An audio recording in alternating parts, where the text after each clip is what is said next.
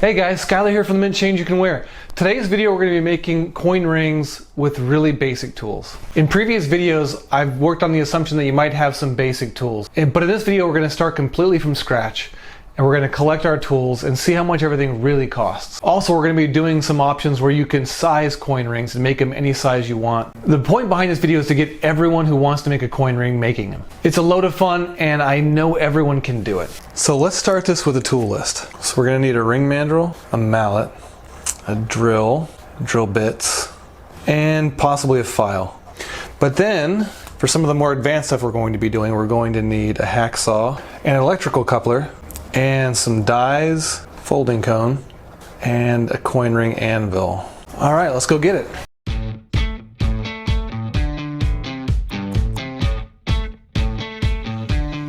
I can feel it on the back of my tongue. All of the words getting trapped in my lungs.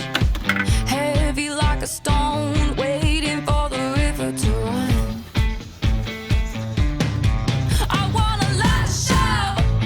Yellow is 50% off today. So before I buy a bunch of crappy tools, I'm gonna go over to Harbor Freight just down the way and see what you can get them new for. Let's go check it out. Alright, this looks like the cheapest drill I could find here. $17.99. Not a bad deal, but I think my $3 drill might be better. Alright, so I was hoping to find drill bits here that were cheap enough, but the only one that I could find that'll fit that cheap drill is in a kit that's like 20 bucks. That ain't gonna work. So I'm thinking I'm going to look on Amazon just to find a single drill bit. That's a must.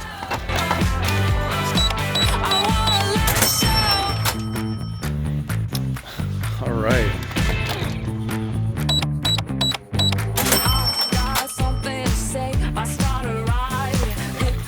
Files, $2.50. Whole set.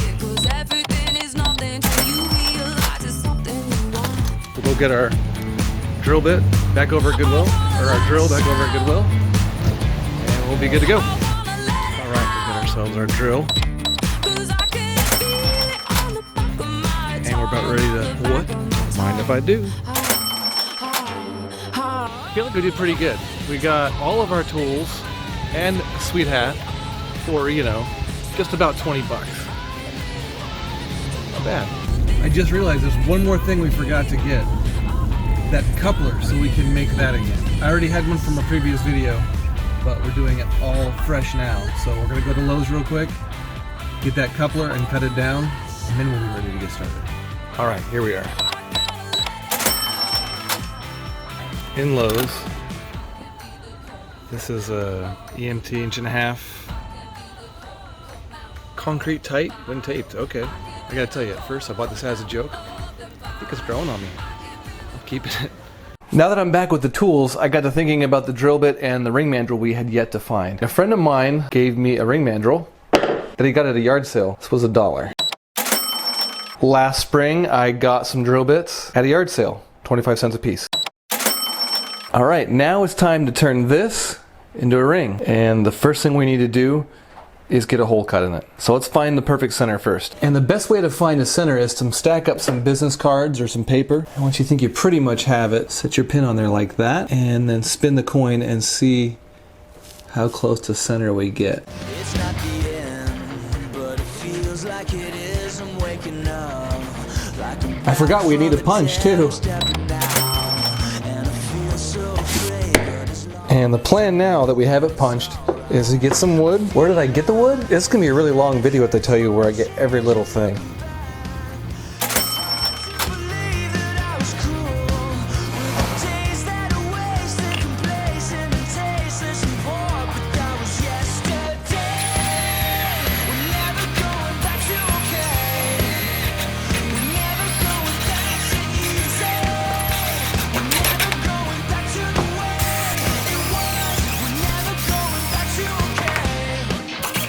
Alright, so we have our hole cut.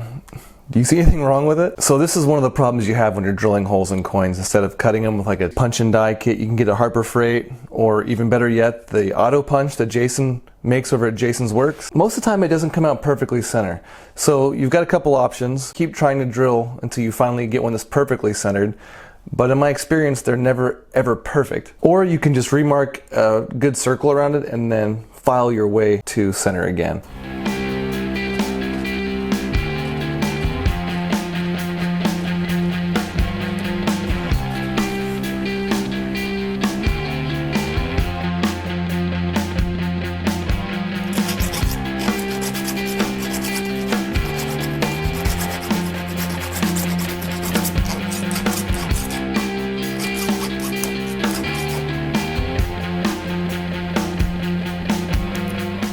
Now we're going to start folding this guy into a ring. And the way we're going to be doing that is with our mandrel, and we'll take that mallet we got over at Harbor Freight and just start tapping it right on the edges, and it's going to start to fold it down. And now when you're doing that, make sure you hold on to it really tight so it doesn't bounce, and do it nice and evenly and turn it as you go.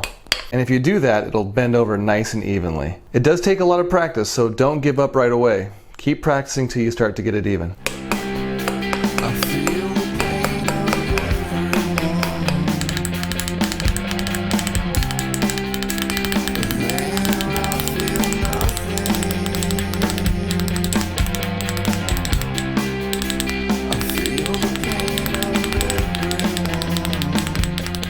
Alright, once we got it about that far, what we're going to be doing, taking it off the mandrel this way, turning it around, and then putting it back on.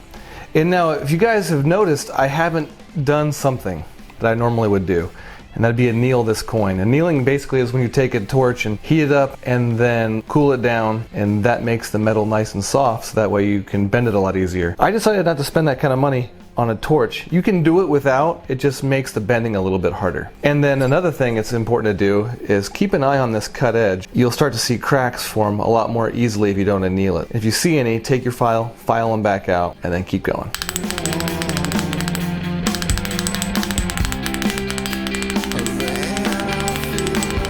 Alright, take a look at that.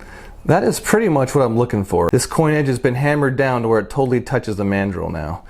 And that's what'll make it perfectly even looking like that. So now what we'll do, take it off our mandrel, and then we'll just clean off that marker that was still on there. And you have yourself a great coin ring. You can pretty much only make one size that way, but it's really cheap. So you could just go with that, and that's a great coin ring. But if you want to learn how to size these to any size you want, you're going to need a couple more tools. This one is a 0.9 by 1.0 17-degree die. A 0.7 inch on this side by a 0.8 inch on this side, 17-degree die. Coin ring anvil. And a universal stainless steel folding mandrel. Once you have these tools, you're going to be able to size it any size you want, up to 11 or 12. And after I filmed this, I talked to Jason about the video I was shooting, and he offered a special sale price for these four.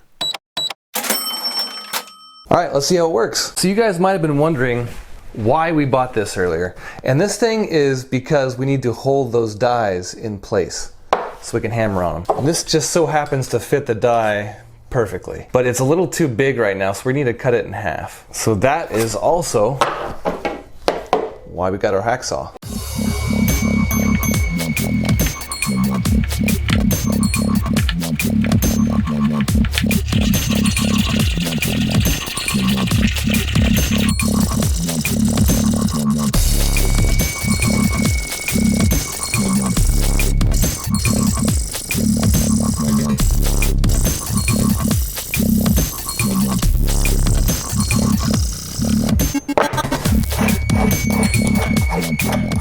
So right now, our coin ring is sitting at about a size 9 1/4. Now if we want to drop this size down, we'll take our 0.9 1.0 die and figure out which side fits best. So the 1.0 seems a little bit big. The 0.9 is about right. So what we'll do is put the 0.9 side facing up in our coupler, and we're going to put this coin edge side facing down, and we're going to put our coin ring anvil on top and then hammer it down.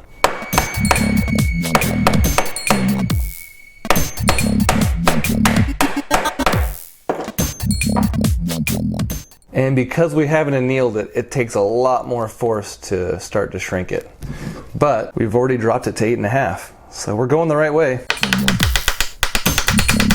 All right, we are at a 7 3/4 now. If you wanted to keep going down sizes, you just keep on hammering that side down. You're going to start getting a taper the other way whenever this starts to shrink farther, and this side will be sticking out. So you'll just turn this side around and start to hammer it down that way until you get to your target size. Now the question is, what if you want it to be larger? In order to make a coin ring larger, we're going to need these tools. This is that 0.7 by 0.8 17-degree die and our universal stainless steel folding mandrel. We just need to take our 0.7 by 0.8 17-degree die. We're going to be setting the ring on the outside of the die to where it doesn't actually go in. That way we can put our folding cone in here and then hammer it down and stretch it out.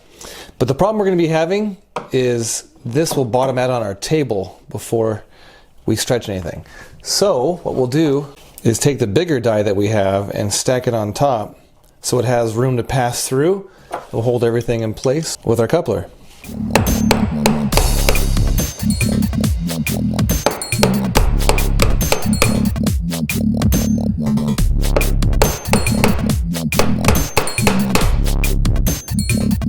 And when you bottom this thing out where it can't go any farther on this smaller side of the die, turn it around to the bigger side and keep going.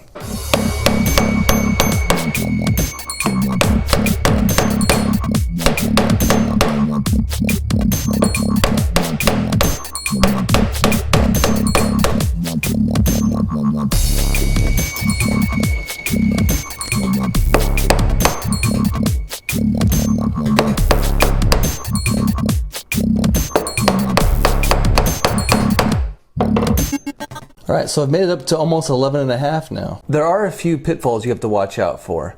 Number one is when you're hammering, if you hammer it too hard and it bounces, this could get caught in the die and cause it cut like that. See how that's cut right there? That's because that hit the outside of the die and I hammered it like that. But even with that, that's not too bad of a coin ring.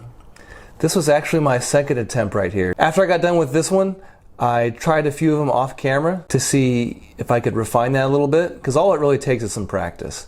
And this was my third attempt. Really nice, didn't ding it anywhere, and looks really good. Even though there's a bit of an investment in doing it this method, you're still not paying for a ring stretcher reducer, you're not paying for a press or anything like that. So this is a great way to get started making really good coin rings without really having to spend a fortune. And as you get better and start to sell some of these rings, you can pay for all the good tools that you're going to be looking to get. That's exactly how I started my business. I started selling coin rings the most basic method, and every time I sold one, I'd put some of that money towards new tools. If I can do it, guys, I know you can do it. Alright guys, thanks for watching to the end of the video.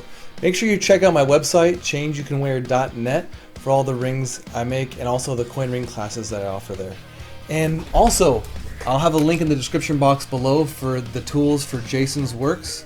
His website is jasons.works. And also, I just started using in this video a new music company that I get my licensed music from. It's called Licked. There will be a link in the description box below for that as well. You can get music that you've actually heard of that's actually on the radio and license it for really cheap. So all you creators out there, go take a look at that. There'll be an affiliate link, I think, in the description box below if I can figure it out. I think that's about it, guys. I really hope you guys get out there and start making some amazing coin rings. It's so much fun. Alright guys, thanks for watching, and I'll catch you next time.